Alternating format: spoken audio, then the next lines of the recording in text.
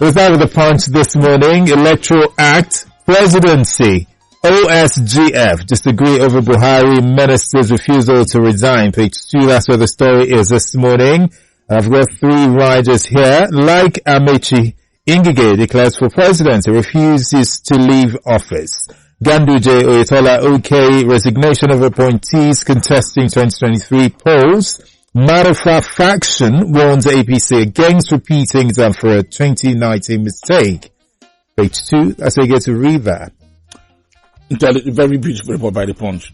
Read through that, and I think it's what agitates minds of a lot of political observers, political watchers, as to how politicians are reacting or behaving towards the Electoral Act as amended, Section 84, subsection 12. That provision that if you want to contest election, a political appointee, you're a minister, a commissioner, a special advisor, a special assistant, a personal assistant, appointed political aide, you're the secretary to government. Once you're appointed as an aide of the people in power, you have to resign before the political party primaries.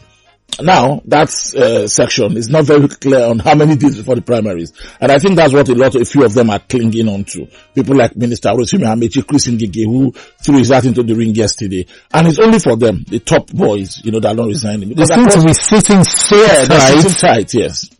I don't know. I think that if Amaechi really wanted to contest the presidential election of this country, then she also have made up his plans to resign from his position as minister and face his campaign. These days, he's campaigning as minister. I've seen him in about 4 places. The last place I saw him on the transport. I think it was in Ife yesterday when he went to see the army, as Minister of Transport, complete with the paraphernalia of Office of Minister.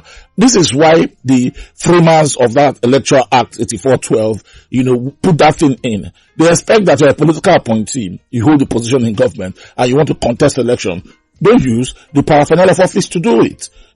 Resign first and do it. But what's happening now is that Chris Ngige will use the paraphernalia of office as Minister of Labour to contest the elections, at least until the primaries, because himself has refused to resign his position as minister. What was seen is the state government, asking the secretary of the state government to direct staff in the state, in the civil service and the appointees to resign their position before the primaries. Yesterday, Osun State government issued that statement. Kano State government has accepted the resignation of 6 commissioners because statement was issued earlier. In Ogun State, that memo had gone out a long time. In Kaduna State has received the resignation of Datijo Ahmad, who is likely to be the successor to Governor El-Rufai, and several others who want to run for political office. I think that's the way to go. That is in obedience of that Electoral Act Section 8414.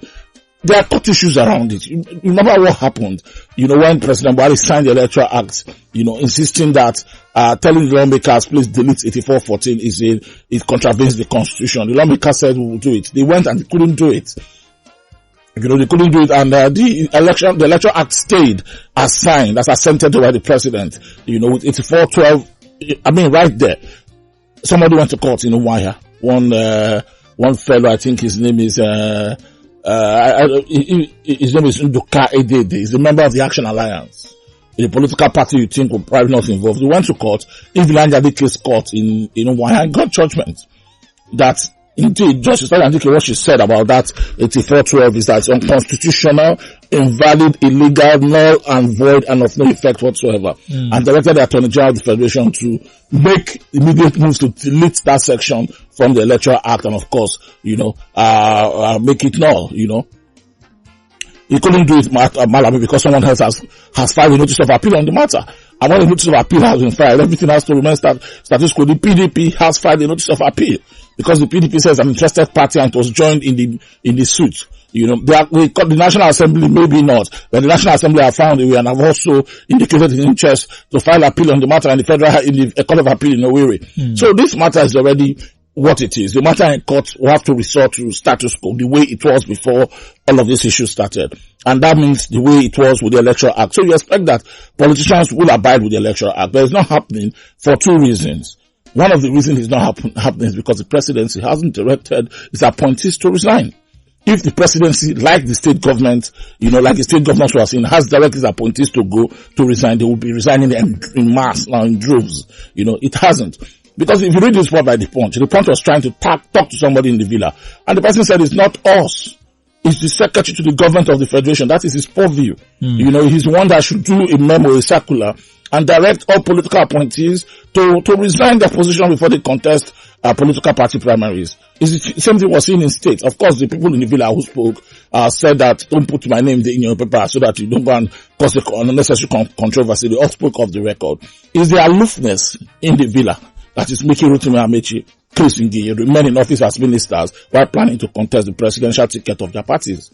You know, if it's not the aloofness, if there's been a direct instruction, you know, obeying the provisions of Section 84, subsection 12 of the Electoral Act, Rotimi Amaechi is not minister today, unless he doesn't want to contest for president, so he will remain as minister. You can see the debacle, you know, the dilemma that has also engulfed Attorney General Malami. He wants to run for governor for Kebbi. He needs to purchase nomination funds and begin to campaign. Yeah. But he also wants to remain minister and Attorney General. So he's caught in that big middle. The party holds his neck today.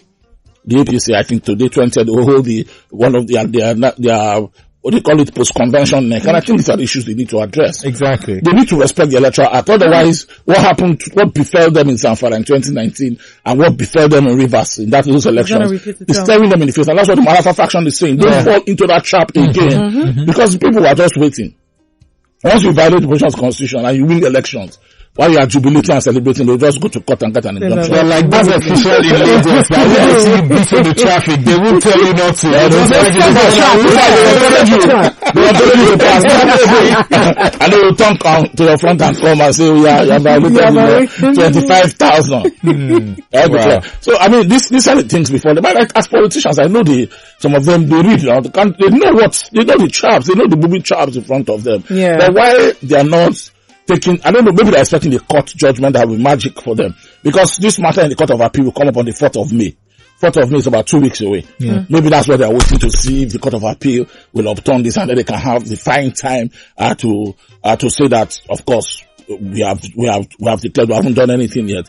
Otherwise, you see that the party was very cautious when in the National Convention it directed all these political appointees not to be delegates to the convention, because they know that once you are delegate to that convention, you are liable in court. If somebody goes to court, it's easy. Because the law, 8412 says you can't be delegate to a party primary or a convention. You know, so they jumped that trap effectively when the party directed all of them to stay away, to be sitting duck during the convention. But now they are all purchasing forms and want to run as president, as governors, as some of them are planning to run as senators and members of the National Assembly. They are buying forms, but they are not leaving their jobs. You know, it's a sit-tight syndrome, and I'm not surprised. It's terrible, to be honest. Not making sense. Let's take this one, last one on the front page of the Punch before moving away. Buhari's spokesman inefficient. Poor writers, says Kukah. The Bishop Kukah. It's coming harder for them. The Bishop Kukah. I really like the man that speaks the way he's when they say he's eloquent and an orator, I'll give it to Bishop Kukah. He is. And, he was responding to the reaction by Femi Adesina on Twitter, and Malam Garba Shehu, a statement he issued to criticize his position on the Easter Day when he said that, Nigeria has become an emergency ambulance under President Buhari with full occupancy. And he gave his reasons that the Nigerian dream indeed has been broken by the Buhari administration. And the presidential spokesman engaged him on Twitter by Femi Adesina, who said that he was one of the people who used their mouth to put upon this country, and that is a shame. And then Femi Garba Shehu issued a statement to call him to refer to his Easter message as yes, he gave him, I mean, what's the name? He called it Kukah's, he just referred to it in bad taste, really. And Father Kukah was now on TV yesterday, Rice TV, to respond. And he simply said that these are inefficient spokesmen of the president, and engaged them in a debate. He said that, in fact, he added Lai Mohammed. He said, not just Femi Adesina and Garba Shehu, even Lai Mohammed, 3 of you, anywhere, I will pay my way to the debate. Come, let's have a conversation about your jobs.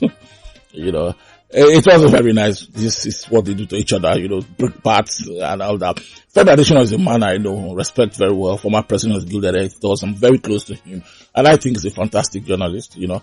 I bet there are questions about how he has handled his position as spokesman to the president. Maybe because of his all gung-ho approach to defend the president on every issue. But again, is that not his job? That's his. And for Garba Shehu, almost the same, you know. Yesterday, Father, Bishop Kukah, somebody called me yesterday and said, don't call him Father Kukah, he's not Father. It just stuck in my mouth, really. I know he's the Bishop of Sokoto. And I respect that a lot, you know. He said that he knows all of them. He knows all of them. That Femi Adesina used to be paid by Audrey Okalu as the editor of the Sun newspaper. Garba used to work for Atiku. He was doing his job. Alai Mohammed used to work for Tinubu. All three of them, and they have elevated themselves to the position where they are now not looking back to where they came from because their belly is filled. Wow. His words. I don't know if this presidential spokesman will have the time to respond again, but it's a nasty brickbat, you know, between them. And if you want to really see who is winning this one, I think it's Bishop Kukah 2, Femi Adesina 1, Garba 0, Lai Mohammed 0. Wow. And I've just been economical. Did you enjoy this video? Hit the subscribe button for more. Leave a comment and like. Thank you.